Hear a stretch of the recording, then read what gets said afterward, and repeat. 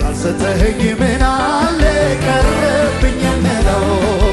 እንዴት ይህን ይጠይቅ ከሞት የታደገ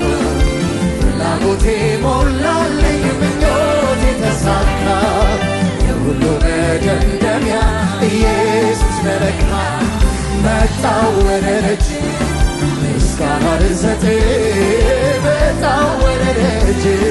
አምልኮ ልሰጥ